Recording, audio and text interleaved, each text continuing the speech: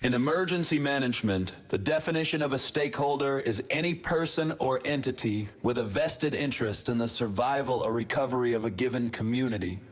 This is the Stakeholder Prepping Podcast, where the tactical comes from the practical, and today, you become your own stakeholder.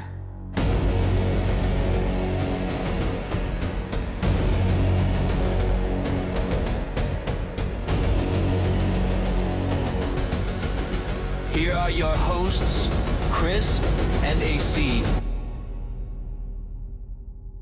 Welcome back to Stakeholder Prepping, where you, yes, you, are the stakeholder in your own survival, where we turn real-world threats, everyday environments, and long-term resilience into practical actions that you can take right now. And AC, I'm super excited for today's episode. Yeah, today we have a special guest with us. Nathan Dickeson. He's an online preparedness personality who has done a ton of very informative short videos across all of the socials. And for some reason, I don't know, that algorithm it just thinks it wants to feed me his pretty face all day. Like I just constantly see Nathan videos all the time. But he is a fellow podcaster like us, and he recently released a book about trees and regional foliage and kind of the natural uses and resources within wood. And I think that's really exciting. So we're gonna dive into that. But we're talking about firewood foraging, natural medicinals, shelter materials, land management, the whole thing. So Nathan, thanks very much for coming on and joining us. Yeah, thank you. So, Nathan, our audience may or may not know you or be familiar with you like we are. Can you give us kind of the 5-minute Nathan Dickeson bio and explain to us a little bit about what you do and why we're talking to you about trees today? Yep. So overall, I'm kind of working goal is to help teach people how to become more self-sufficient and be prepared for emergencies. So in the social media aspect, I will talk about everything from useful trees for homesteading, which is the name of my book, to food storage for emergency preparedness, to off-grid technologies. And they're all kind of different subjects, but they're all closely related. And so um I will talk about those different things in terms in the goal of trying to get people to be more self-reliant and have a more kind of secure lifestyle. And so how I got started in that was, one, as a kid I always just wanted to live in the forest. And so We join the club, yeah. Hang a big no girls sign outside and move in. yep. Yeah, no girls. I'm actually getting married here soon, so I guess there will be a girl. Congratulations. You gotta take sign down. But yeah, I just wanted to live in the woods. And so that presented a little bit of a problem because I also really like video games. And so I like technology. And I can't just have a shack with no power. So how do I do power? Well, solar panels are pretty cool. In fact, the whole off grid energy systems have come a long ways just in the last decade. And so I got really into studying alternative technologies. I also grew up poor, so I couldn't do any of these big fancy off-grid systems that are like, yeah, we have built this nice big solar array for $20,000. And I was like, yeah, I don't think I can do that one.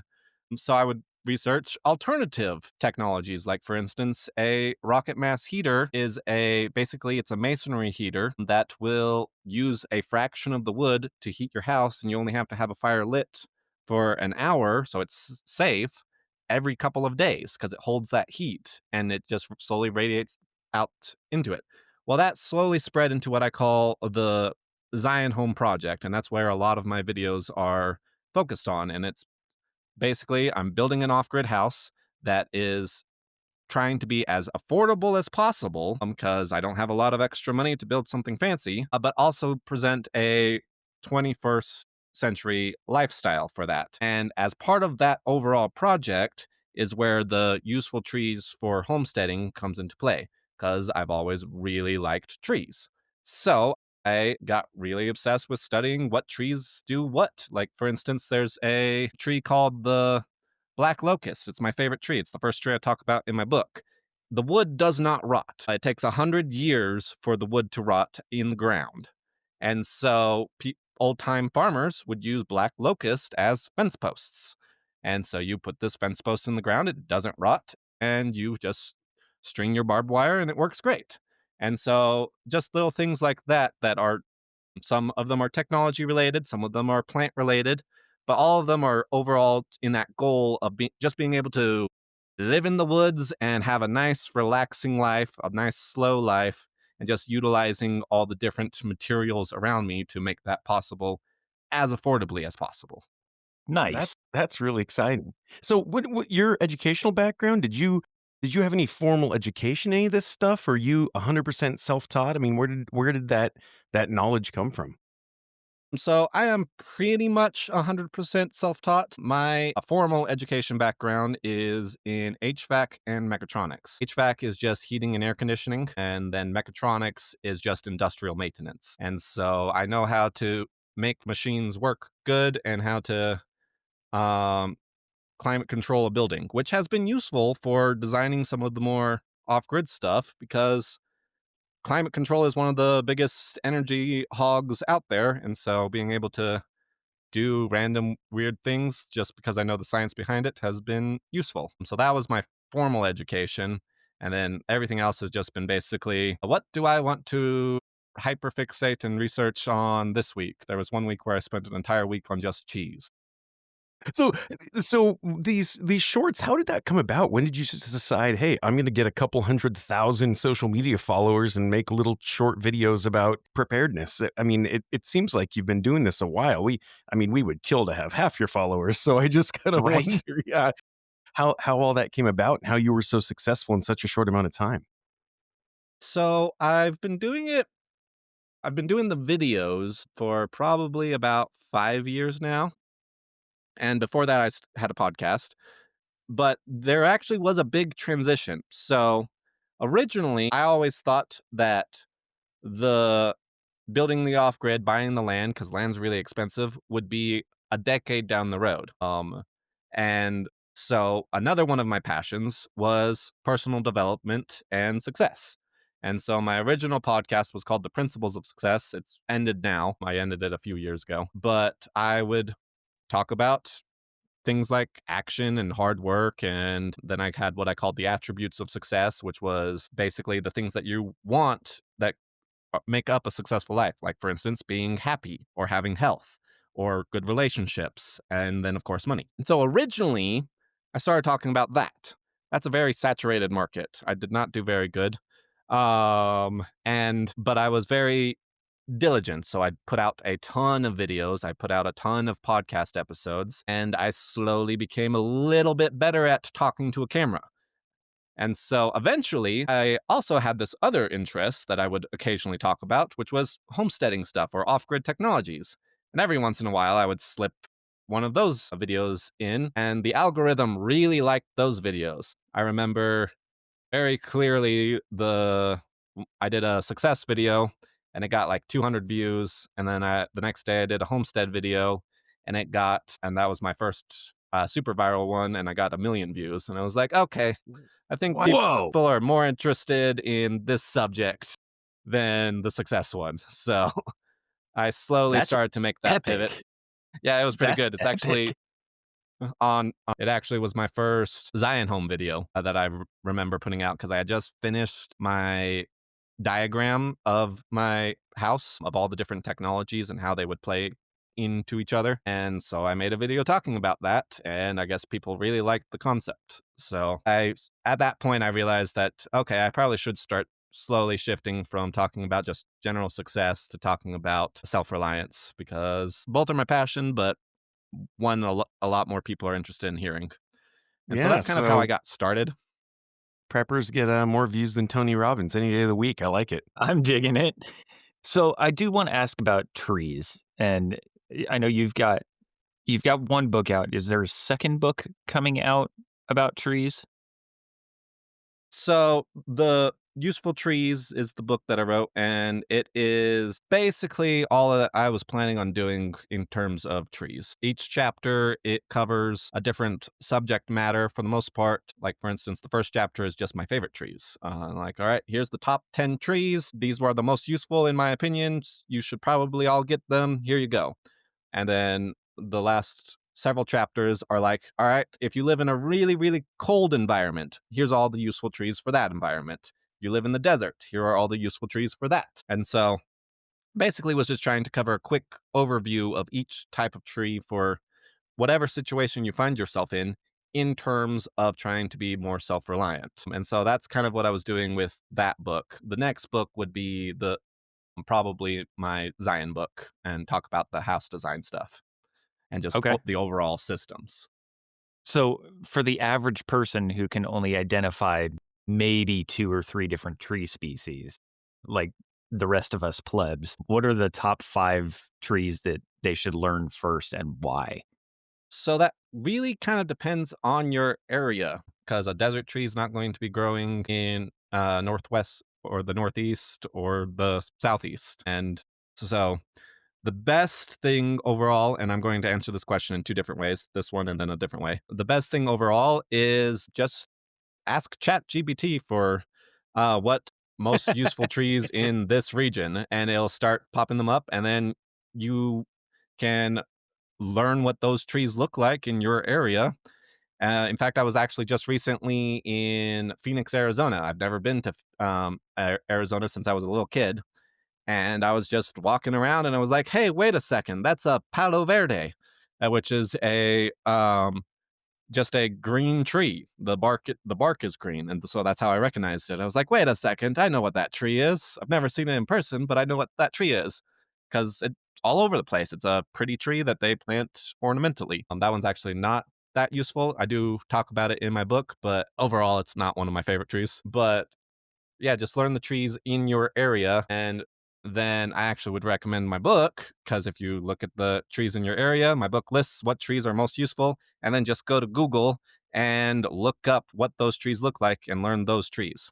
So that was the first way that I was going to answer the question. The second way is what overall I would say is the most general trees that you could plant that would be useful for homesteading in general. Typically, you want some sort of firewood tree.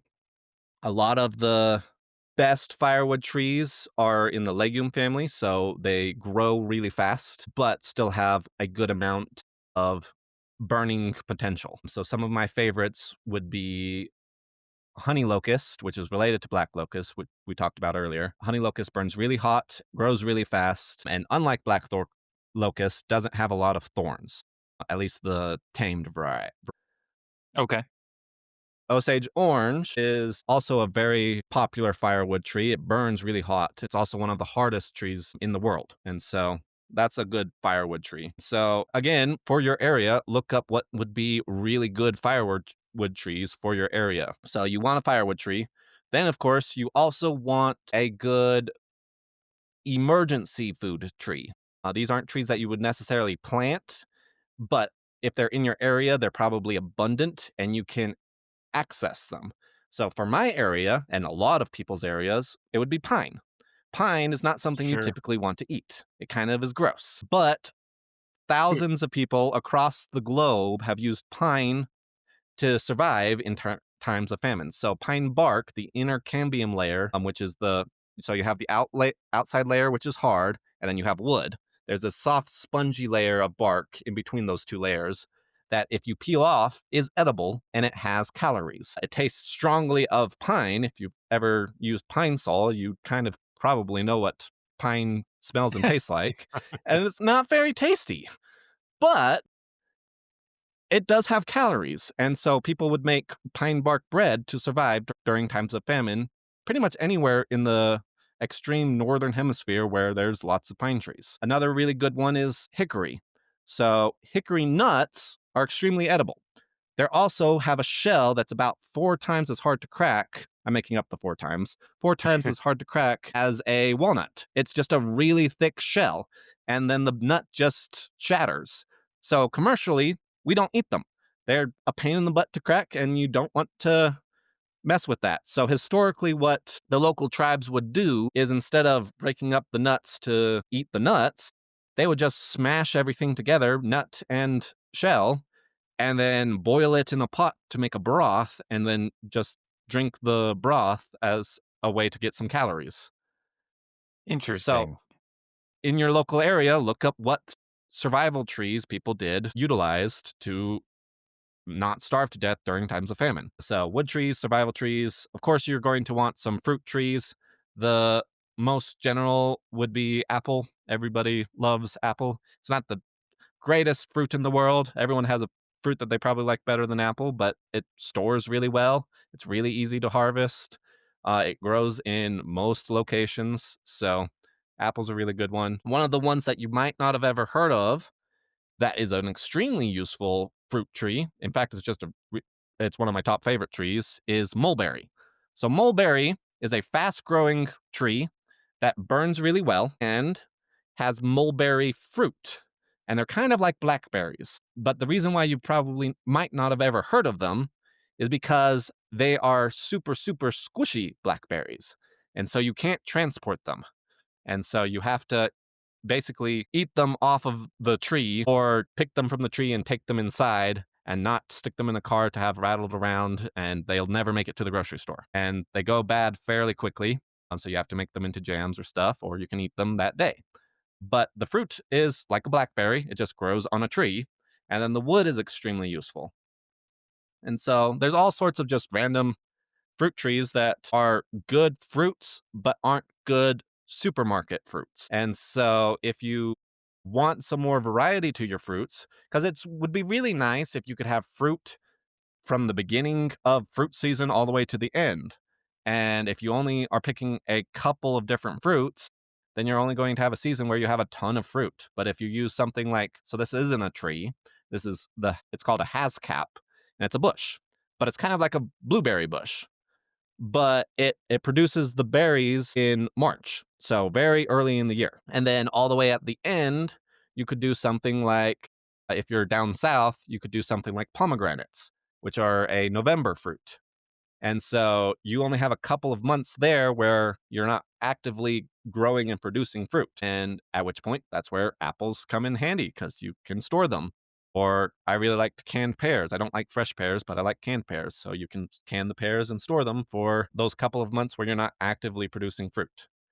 So fruit trees would be another one. Nut trees go along in that category. Nuts are a great source of protein and fats, especially. And the nice thing about trees is they're in the context of prepping. You get them in the ground, they grow up, they mature. Let's say a horde of zombies come through and kill all your animals. If you don't have a way to produce any proteins or fats besides animals, well, then you might be in trouble. But if you have some nut trees, you can, even if your livestock took a big hit or you had a famine or a disease that swept through your herd, while you're waiting for your herd to build up, if you got some new animals from your neighbors, you can survive off of the fruit and nuts.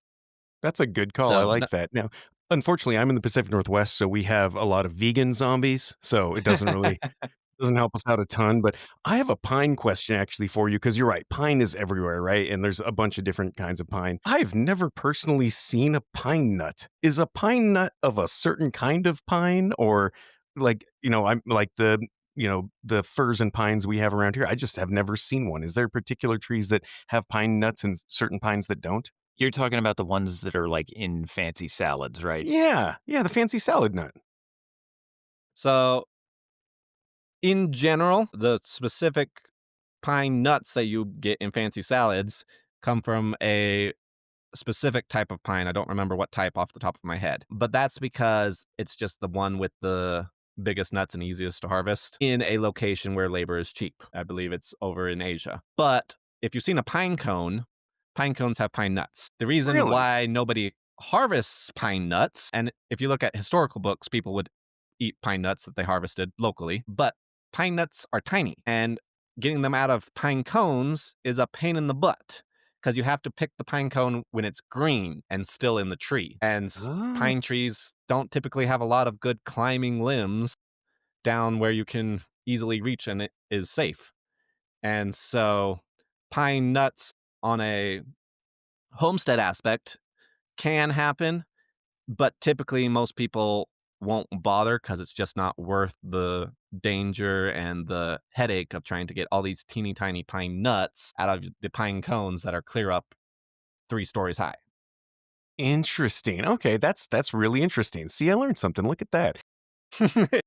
Personally, me, I'm a big walnut fan, and I'm going to relate this to one of your videos I watched where you were talking about kind of there's no reason to not feed people, where it's like you can go buy 4 bags of any old grain and have enough to feed 50 people for a week or something. I may be paraphrasing you, but that was kind of the gist of it. And we recently did an urban foraging episode where we talked about walnuts. And I did the math, kind of like the way you do the math. And a fully mature walnut tree can produce like 1 million calories a year. And I get that it's not the perfect, blend of all the nutrients that you need. But just as far as like to your point, staying alive, I was really impressed that you could get that many calories out of a single tree. Are walnuts the champion there, or is there another nut tree that does better than that? So the champion is unfortunately extinct. It's functionally extinct. So the champion is the American chestnut tree. The entire eastern half of the US, the entire economy basically revolved around the chestnut tree. About 100 years ago, there was a blight that kind of wiped them out. And you can still get Chinese chestnut trees. But chestnuts roasting on a fire, that's because chestnuts were such prolific nuts. Basically, how most nut trees, at least in a temperate environment, not tropical, in a temperate environment, do a year of plenty and a year of not so much. And it's kind of sporadic. It might be 4 years of not so much, and then 1 year where they just dump a ridiculous amount of nuts. So this is all of your juglone family, especially. So that would be walnut, pecan, hickory. They do this so that way the predator population, the squirrels, don't explode and rely on the nuts every year. And so they have a little bit of nuts 1 year, a little bit of nuts the next year, and then they do a ridiculous amount of nuts 1 year. And so that way even though there's plenty of predators, lots of nuts get spread around. Whereas chestnuts do it consistently every single year. So you can get a reliable crop every single year. And the champion of the chestnuts was the American chestnut. This was the American overstory tree. It would grow to be, people know of the redwoods, those big giant trees out west. The American chestnut was not as big as the redwoods, but it was a massive tree. It's one of those trees where you could have like 50 people, 30 people surround it and not touch hands all the way. These trees were huge, and they would dump a ridiculous amount of nuts every single year. And so that's how the American Eastern pig and poultry populations were fed in the fall. They just fed them chestnuts all fall long, and they would fatten them up instead of off of grains. They would fatten them up off of chestnuts. So, unfortunately, about 100 years ago, Chinese chestnut trees have a blight. It's a disease, and that got infected into the American chestnuts, and it basically wiped them all out. There still are some American chestnuts, and we're actually really close as a society to breeding the American chestnut tree back into a viable option. Nice. But it's functionally extinct. You can't find it in the wild. Every once in a while you can find one in the wild, but it's not very often because the blight kills them. So what people have had to do instead is use Chinese chestnut trees. And Chinese chestnut trees Chinese chestnut trees, European chestnut trees, Japanese chestnut trees. These are all related to each other, and they all have different pros and cons. But they're all a lot smaller than the American chestnut tree. They're all a typical orchard tree, which in a homestead aspect is pretty useful. Just not as cool as the American chestnut tree. So that's what I would say. Very The nice. chestnut is probably what I would say is the champion of nut trees for production. So, what are some pitfalls or some of the biggest mistakes that a landowner, trying to do what you're doing, trying to set up their own homestead or things like that? What are some of those pitfalls they can make with dealing with trees on their property? Either going into a property and clearing trees so they can build, or what trees they plant and how they space them and things like that. What's some advice there? So, what I would say is actually the biggest pitfall is when you're first buying land, one of the things that people always seem to think that they need is good farmland. Farmland is a premium. It's going to be way more expensive. And as a homesteader, farmland is actually pretty bad because it's been stripped of all of its nutrients. And so you have to rebuild the farmland for a homestead application unless you personally want to have a tractor and to go out and spray and do all the things that the industrial side of farming requires. So people will go out and buy farmland that has no trees and no nutrients. What I would actually recommend if you're wanting to homestead or just be in a more self-reliant aspect is buy crappy hunting land. I have two different lots at this point, and both of them are I bought at a steal because this land is terrible. Nobody can build a house on this. It's way too hilly and there's trees everywhere. I'm like, well, that's kind of what I want. I want trees because trees are a lot easier to chop down than they are to wait 30 years to grow. And so I would much rather clear a few trees to make room for what I'm wanting to do than to start with an empty field and plant the trees and try and get them to grow. Because here's the thing, most homesteaders want animals. Most homesteaders also know that trees are pretty useful. Silvopasture is where you have animals and trees mixed together. If you want silvopasture and you're starting with pasture where there's no trees, you have to fence off those trees for at least 2 to 3 years so that way they're big enough so the animals don't eat them or crush them. Whereas if you start with a forest, you just have to chop down all the trees that you don't want, and then the grass will grow up. There's grass seeds pretty much everywhere, at least in the US. It'll just appear. Once you clear the foliage, grass will appear. You can also always just seed it, but grass will appear. And so it's a lot easier to start your silvopasture and integrate animals if you have established trees than trying to establish the trees in a pasture. So that's what I would say is the kind of the both of those things. Kind of the biggest thing is trying to pick clean, pretty grassland as how you're starting out, or a field, instead of rugged forest, because it's a lot easier to modify the land to what you're wanting to do. Very nice. And I know you said in one of your shorts that there's a region of the U.S. that's kind of prime for homesteading, and you call it, I believe you called it your Zion region. Do you want to kind of go over what states are involved in that, like that Yeah. area? So yeah. So the Zion region, the term comes from early LDS roots. So in early American history, there was Latter-day Saint, Mormon. And so Latter-day Saints moved to Missouri and they called that region Zion. And then they moved away for reasons. And then, but that area just so happens to be the easiest place on the entire planet to be self-reliant. So the basic area is all of Missouri, and then all the surrounding states around Missouri. So this is right where the Great Plains meet the Ozark Mountains. And so you get a lot of different attributes that come from being in that region. So Missouri, my property is in Oklahoma, and so that's just at the very bottom of it. But Missouri, Oklahoma, Arkansas, I'm actually spacing on all the names. Let me pull up. It's all the unimportant ones. The Iowa, Nebraska, Kansas, Oklahoma, Arkansas, Tennessee, and Illinois, and Kentucky. Yeah.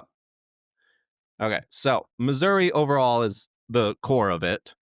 And then you don't want to go too far south because then it starts getting too hot. Some people prefer it to be too hot, but once you get into too hot of a region, you start dealing with extra pest problems, extra environmental problems. And so it just becomes more challenging to be self-reliant once you get too far south, including the fact that it's a whole lot easier to heat a home than it is to cool a home. So I'm actually about as far south as I would recommend because I don't like the cold.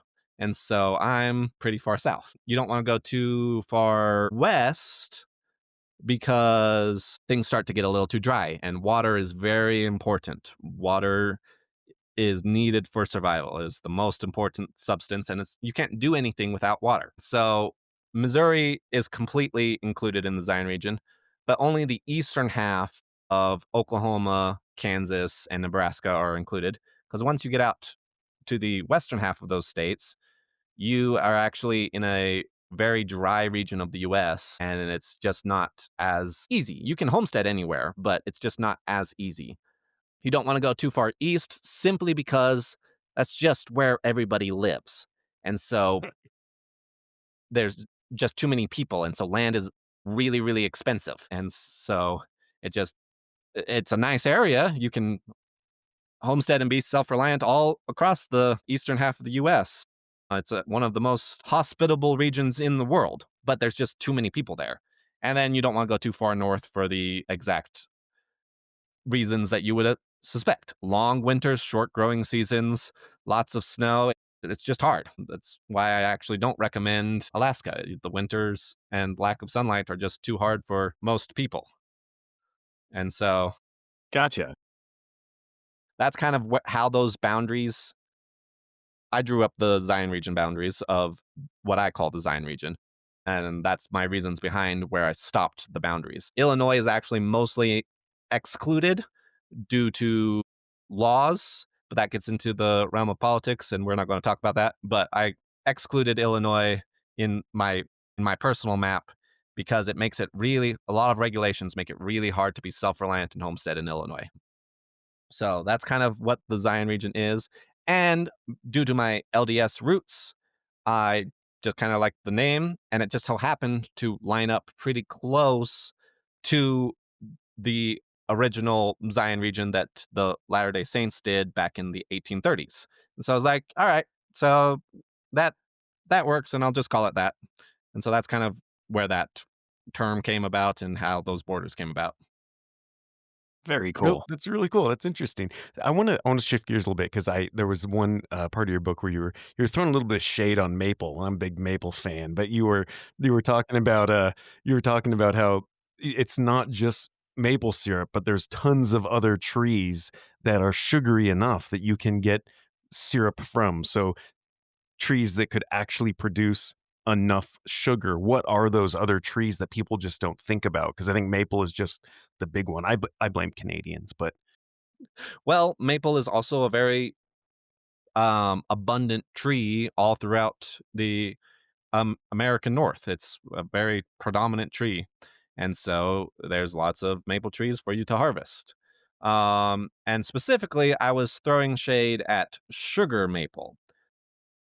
So the other sugar maples maple are is all where we right. get yeah, sugar maple is where we get most of our maple syrup. However, if you're a homesteader, red maple produces a very sugary sap. So how syrup is made is you tap a tree and you basically let the liquids in the tree drain out into a bucket.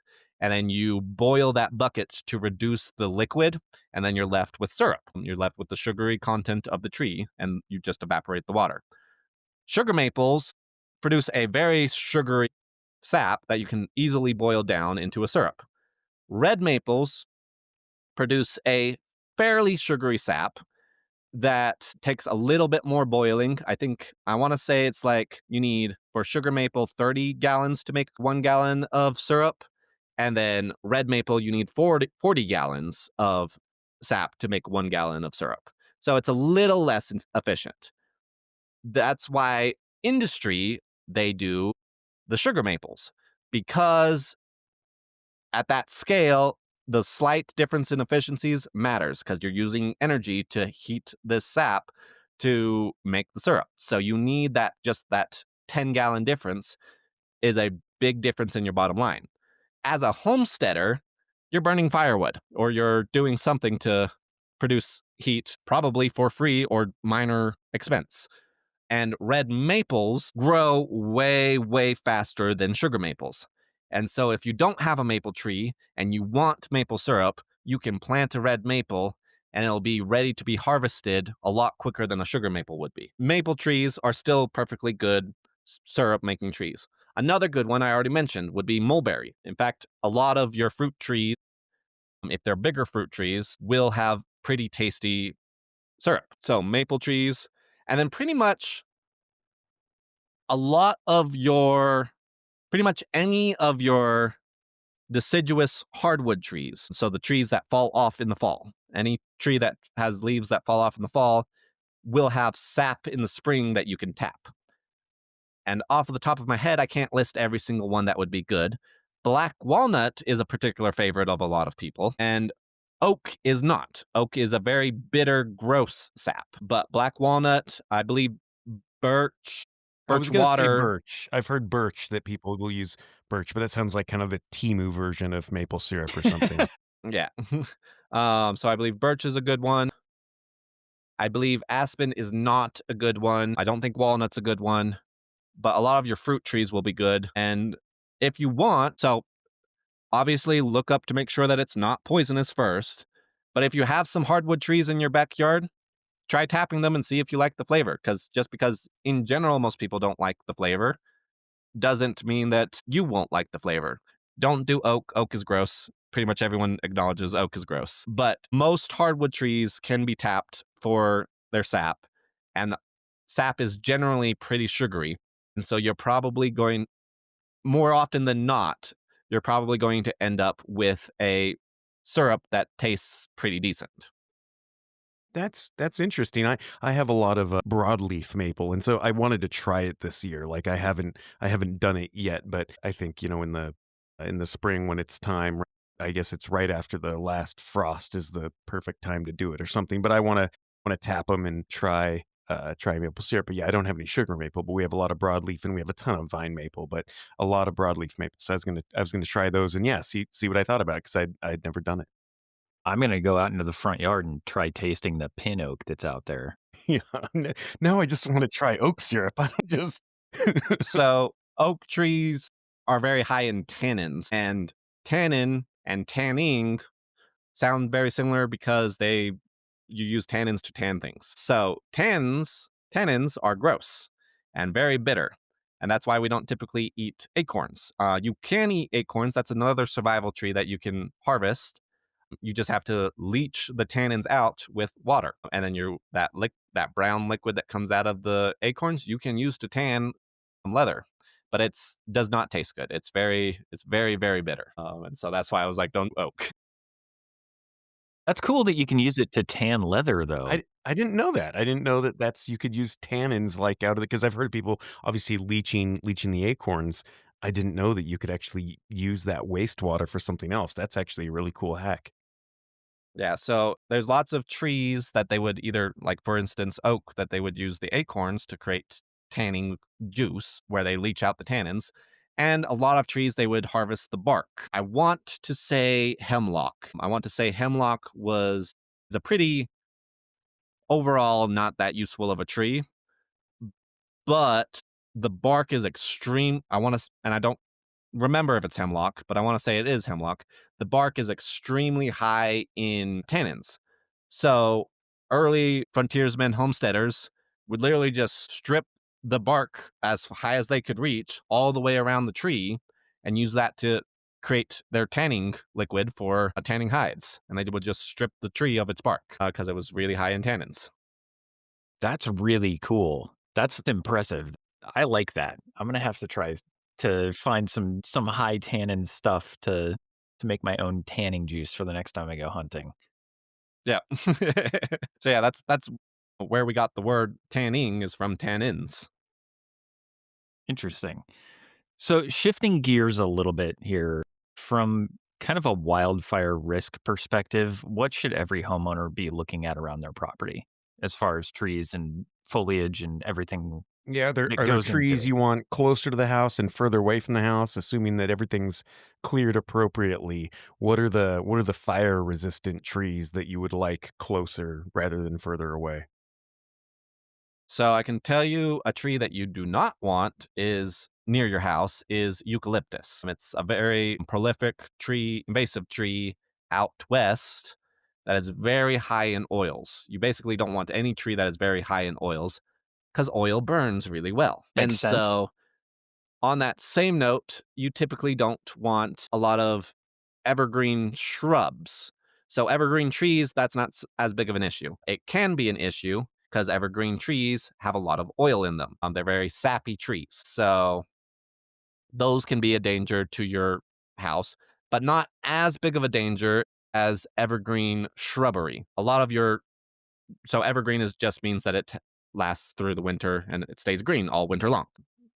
A lot of your hedges, like a lot of people like to put it in their yards, are very oily evergreen shrubs that burn really easy. There are a couple of exceptions, like for instance, camellia is a flower bush and camellias look a lot like roses, but they bloom in January. They also don't grow very far north, but they're an evergreen shrub that isn't super oily, so that one would be fine. In general, you want hardwood trees and you want to clear as much of the ground layer as possible around your house. So for me in particular, I mentioned the camellias because I actually plan on putting those around my house.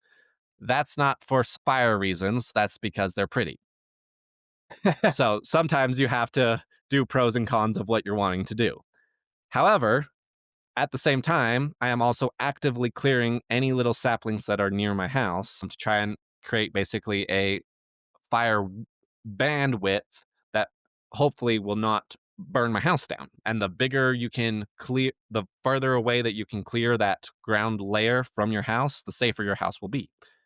But there's some more things to consider than just fire. Like, for instance, the pretty beautification of your house, or the utility of your land, because not everybody has a ton of land.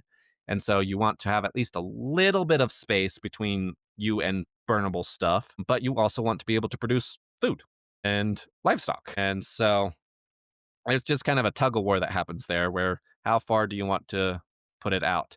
And I would recommend at least a 10-foot perimeter would be more than plenty, where you just clear. That's what lawns are for. I know lawns are, especially in the hippy dippy side of prepper or homesteader, lawns are the devil and are Sure. shouldn't be a thing. But no, lawns are a fire precaution. You put lawns down because they don't burn, and they're kind of nice for kids. But you don't want any woody, burnable, oily things near your house. That said, back to the utility side, I have a lot of pine trees and a lot of other trees that are very close to my house. And that's because I want to utilize the shade aspect. Um, I did purposely make sure to cut. So I was very particular about where I put my house, and I cut down plenty of trees to make room for my house because I'm in a very heavily forested area. But I did make sure to put the pine trees at least 5 feet away, I think is the closest one of my pine trees is. And for the oak trees, which have big, heavy branches that could fall on your house and ruin things, it's kind of expensive when a tree falls on your house. I made sure that the oak trees were leaning away from the house, that the way the tree is naturally positioned, it's already naturally leaning away. And I cut down the trees that were leaning towards the house. So if anything happens and the tree dies and falls over, most likely, there's never a perfect guarantee, especially when it comes to trees breaking and throwing things everywhere. But most likely, those trees will fall away. But I wanted to keep some trees nearby because I wanted that shade. Because again, cooling a house is very difficult. And so anything that you can do to help minimize that air conditioning load on your house is very useful. I can go on to that tangent as well, but that's why my house is white. And so there's a lot of little things that you can do to try and keep your house cool. Because if you're off grid, power is a premium. And so Sure. if you there's just a couple little tweaks you can do, like for instance having a shade tree cover your roof, then that's useful. So that's Interesting. kind of the fire management spiel for So so I foliage. want to ask, is there what's the one tree that the world could do without? If you said, I hate this tree and we don't need any of that tree, what's like the anchovies or nickelback of trees? I have to think about that one for a second. Off the top of my head, sycamore. Really? So sycamore rots from the inside out. doesn't have any good uses, and it's just a big, obnoxious tree that is not very stable. And that's just off the top of my head. I'm sure I could think of one that I really hate, but that one's just a useless tree. And so I'm like, yeah, Not a then we lot of don't need that tree. utility for a Yeah. sycamore. We're not building anything out of sycamore, anything like that. I'm just glad it wasn't my favorite tree, which is willows. I'm a big So I fan of actually really willows. love willows. Now, Willows are an willow and extremely useful tree. aspen is a willow, isn't it, of the willow family? They're in the same family, but they have a lot of different uses. So cottonwood is also in that same family. Oh, okay. But so aspen trees are one of my favorites because they're pretty in the fall, but you can use the bark as sunscreen. The aspen tree is a very dusty tree, and if you rub your hand on the bark of the tree and then rub that dust all over your skin, it's a natural sunscreen and was used historically to prevent burns. And I've used it on multiple occasions to prevent burns when I was out somewhere and I was like, I'm starting to burn and I don't have sunscreen. There's an aspen tree. Let me rub it real quick and put it on my skin. And you just Very look a nice. little gray. Willow That's trees, interesting. willow bark, so that Cambion layer where I talked about with the pine that you can eat, willow bark is a natural painkiller. Aspartame is how we originally derived aspirin. So willow bark, you can boil it in a tea and basically make a homemade aspirin. Now, we do a lot of things to chemically stabilize aspirin, so I would actually say buying painkillers is a better idea. It's a little less harsh on your stomach, but in a pinch, you can make aspen tea bark as a painkiller, and it'll work like aspirin. Also, aspen leaves are full of rooting hormone. So the cool thing about aspens, if you take a branch and just stick it in the ground, there's a good chance that that branch will become a tree. Those leaves are so full of rooting hormone that if you soak those leaves in water, and then stick other tree branches in that water, you dramatically increase the chances that those branches will start producing roots. That's actually how we clone trees. That's how you get the same variety of fruit as you clone a tree by taking a branch and attaching it to a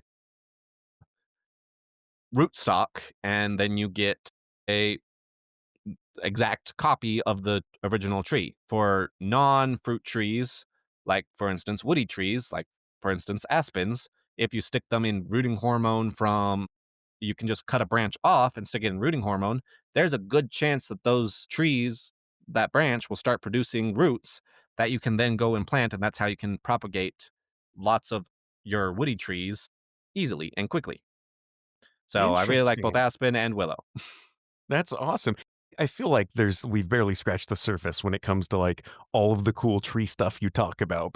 So where can people like find your book? Where would you like people to go learn more about your stuff and specifically your cool new book? Where's the best place to pick that up?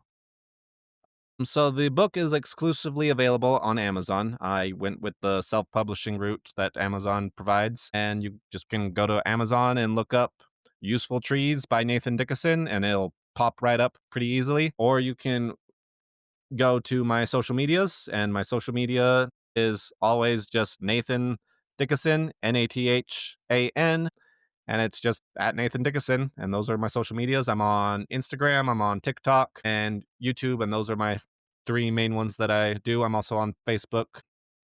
And so you can just go find me on social media. And if you want the book through that route, you can just click on the link in my bio on my social media and it'll take you right to the Amazon page. And the book is currently available in both paperback, hard copy, and then I think the ebook is actually having some issues right now and is offline. But the paperback and hard copy or hardcover is the word I'm looking for, are available. And I'm actually currently working on a audiobook version of it, so that will be out eventually, hopefully soon.